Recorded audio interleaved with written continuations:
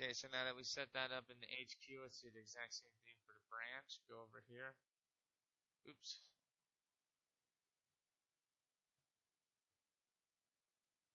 And instead of being in config if, exit out. So we can get back to config mode. And same thing here, router OSPF1. And then router ID 2.2.2.2. Our first network command is 172.16.128.0.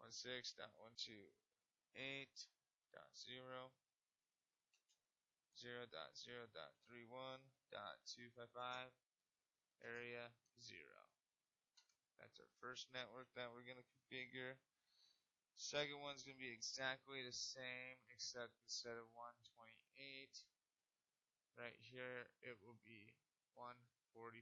Let me double check that. Enter that. Our completion rate's moving up. That's good. And then we're going to have our last network, which will be directly to the router. 192.168.0.0.0.0.3 area 0. And that sets up the router. Enter there. And give the passive interfaces to G0/0.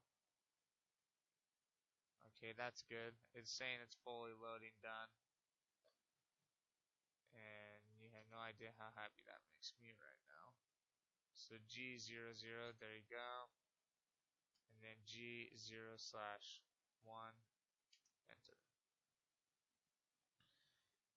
Trying to see what percentage we're at. We're at 34%.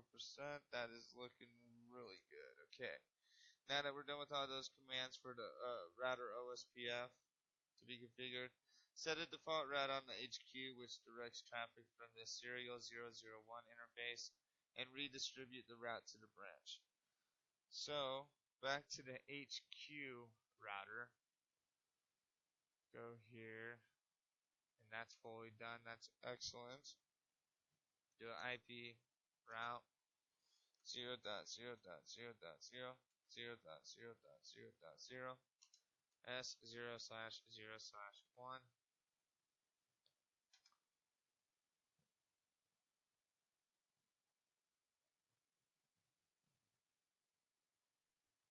Oh, wait a second. I was in the. Let's do it now. There we go.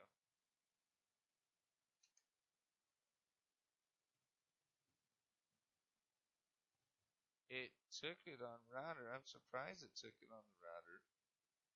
Usually. Huh, okay.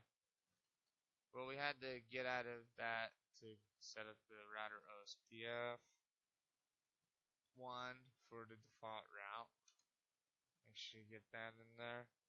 And then the command to pretty much redistribute the route to the branch would be default originate information. And that's gonna default. Okay, I'm spelling something wrong. Default. Oh, I did it backwards. I need to go default information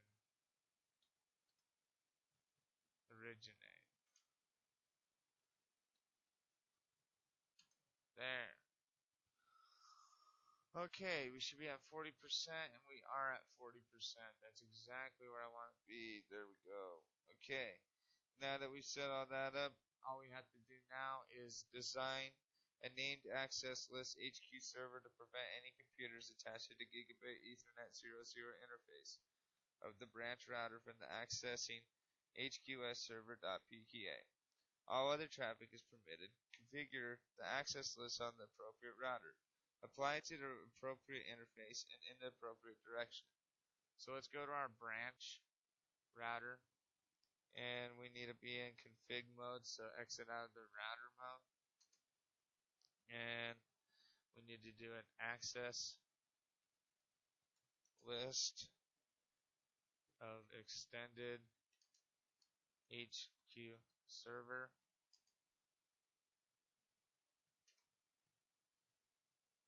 Boy, am I just spelling wrong or what? Access dash list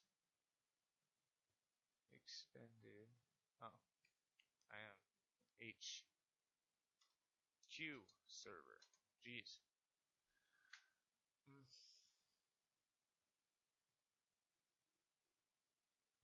Access dash list extended HQ server. That is exactly what I thought. Just one sec, guys. Let me figure this out. Alright, I already double looked at it. What I was doing wrong is if you want the access list, you gotta put IP in front of it, so it's an IP access list. Okay, and our next configuration would be IP any host 172.168.1.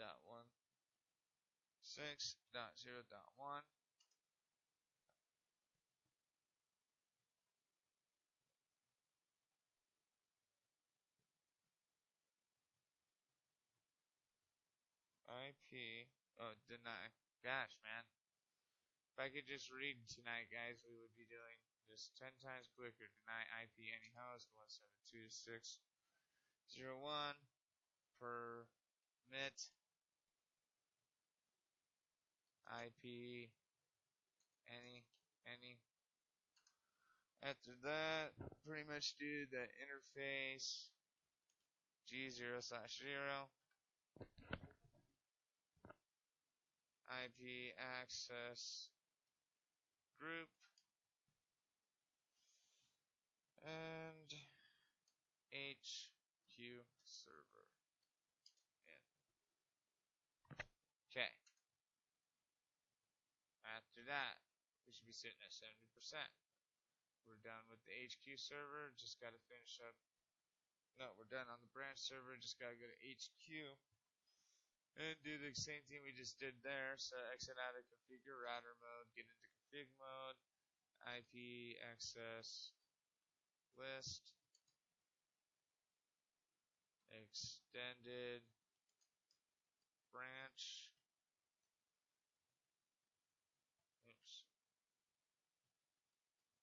extended branch server. After IP access list extended, then go deny TCP any host 172.16.128.1 EQ80. That'll block port 80. Same thing. 443. Block that. Deny that, and then permit IP any.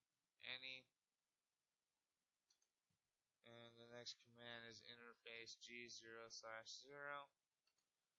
Enter that, and then IP access group branch server. Okay, now we're at 100%. That is all the configurations you have to do, and basically now we just want to check to see if we can actually get through.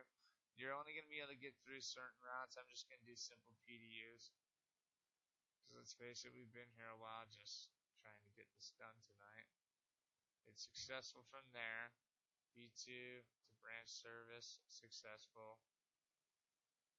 HQ to server, successful.